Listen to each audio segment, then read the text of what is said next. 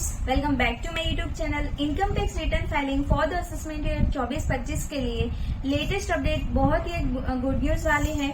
उसमें ऐसा है कि एज ऑन 1 अप्रैल 2024 को ऑफलाइन यूटिलिटी यानी कि Excel based utility for income tax return filing ITR 1 के लिए 2, 4 एंड 6 के लिए अवेलेबल हो चुकी है। आप यहाँ पे भी क्लिक करके डाउनलोड कर सकते हो एंड देन डाउनलोड सेक्शन में आके असेसमेंट ईयर आपको सिलेक्ट करना है एंड देन आपको कॉमन यहाँ पे ऑफलाइन यूटिलिटी भी मिल जाएगी एंड फॉर ITR 1, 2, 4 एंड 6 के लिए रिस्पेक्टिव ऑफलाइन यूटिलिटी भी यहाँ से आप क्लिक करके डाउनलोड कर सकते हो। एंड देन यहाँ पे एक वेरी गुड पार्ट है कि आपको यहाँ से एक ब्रीफ आइडिया भी आ जाएगा कि ITR 1 किसके लिए एप्लीकेबल है। यहाँ पे एक छोटा सा डिस्क्रिप्टिव लिखा है, वेरी इंपॉर्टेंट है। ITR 1 के लिए रीड आउट करते हैं कि for individual being the resident other than not ordinary resident having a total income up to ₹50 lakh, having income from salary, 1 house property, other sources like interest income and agriculture income up to ₹5,000, उनके लिए ITR 1 applicable है। वैसे ही ITR 2 के लिए भी यहाँ पे brief में डिस्क्रिप्शन है कि for individual and HUF not having income from profit and gain of business and profession के लिए यहाँ पे ITR 2 एप्लीकेबल हो जाता है। ITR 4 वेरी फेमस जो ITR 4 दैट मीन्स के 44AD प्रिजम्पटिव इनकम आप अगर डिक्लेयर करते हो then ITR 4। ITR 6 for companies other than companies claiming exemption under section 11। तो यहाँ पे ब्रीफ आइडिया भी है एंड देन यहाँ से आप क्लिक करके पूरा ही ऑफलाइन बेस मतलब एक्सेल यूटिलिटी डाउनलोड करके जेएसएन जनरेट करके आप इनकम टैक्स रिटर्न फाइल कर सकते हो। For the same utility available हो चुके हैं फॉर द असेसमेंट ईयर 24-25 के लिए।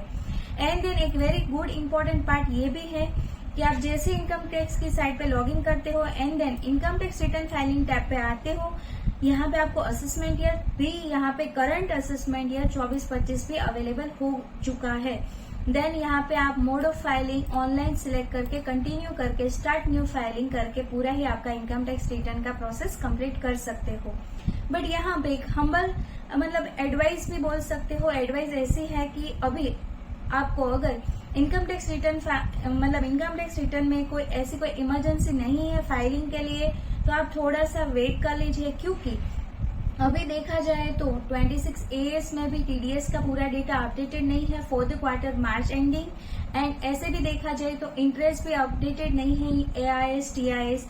तो यहाँ पे बाद में ऐसा हो सकता है कि अभी आप जल्दबाजी में आपका इनकम टैक्स रिटर्न फाइल कर दो एंड देन आपको AIS TIS का मिसमैच का नोटिस आ सकता है।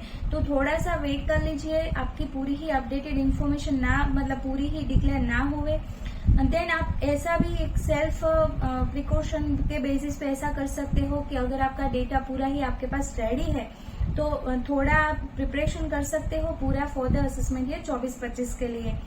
देन आप मतलब ऐसा भी बोल सकते हैं कि आपके पास से सपोज के सेविंग बैंक का interest for the assessment year 24-25 के लिए है एंड आपकी कोई छोटी मोटी ही इनकम है देन आपको कोई कहीं पे सबमिट करना है आपका इनकम टैक्स रिटर्न, देन आप इनकम टैक्स रिटर्न फाइल कर सकते हो।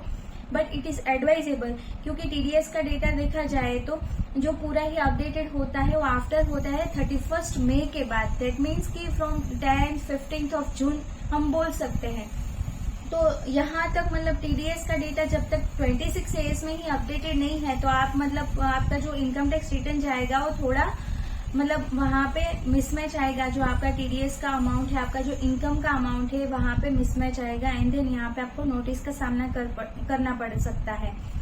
तो इट इज एडवाइजेबल कि आप थोड़ा वेट कर लीजिए एंड अगर आपकी छोटी मोटी इनकम है then you can file the same. Then ये मेरी चैनल है, yes definitely you know very well. Then यहाँ पे मैं जल्द से जल्द कैसे इनकम टैक्स रिटर्न लाइव में मतलब आपको बताने वाली हूँ कि कैसे आपको ITR 1, 2, 3 आपको फाइल करना है, पूरा ही प्रैक्टिकली मैं आपको ऑनलाइन फाइल करके बताऊंगी। तो तब तक आप मेरी चैनल को सब्सक्राइब कर लीजिए।